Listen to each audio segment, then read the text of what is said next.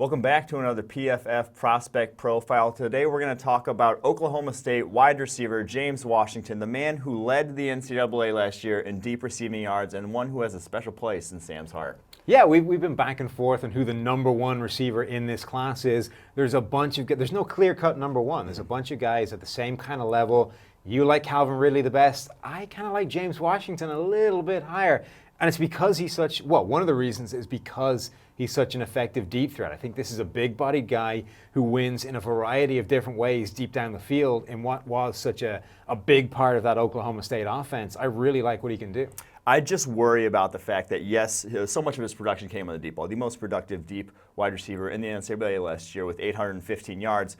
But speed-wise, that's not his game. He is a high 4.5s guy. He is not someone who's going to blaze past you. And while speed doesn't automatically make you a good deep throat, I think the lack thereof at the NFL level is just concerning in terms of how often is he actually going to get open. You need a quarterback then who's willing to throw him the ball and let him in contested situations way not necessarily open and then make plays on it.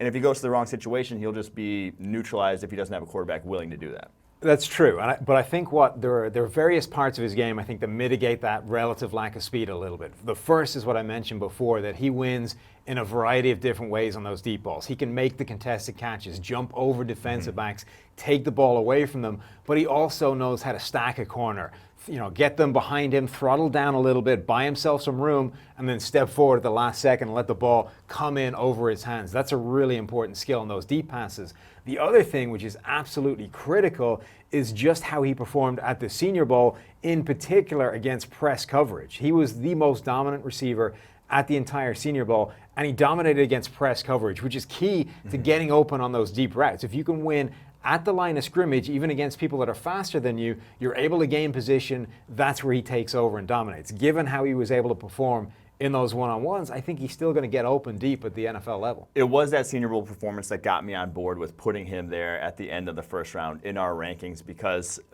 that sort of showed that against the highest level of competition, even though it's a fairly small sample size, he can still get it done. And that press coverage, like you mentioned, is a huge thing. If you can beat press, you can usually win in the NFL. You're usually going to be successful in the NFL, and so that's really encouraging to me. And also, his just physicality, it's going to translate. The fact that he looks like a running back at times, playing wide receiver with how stout he is built, that's going to translate. You're just going to smaller corners. He's just going to manhandle them, at the catch point. Yeah, and the great thing is, if you look at those numbers, he wasn't just dominant against press coverage.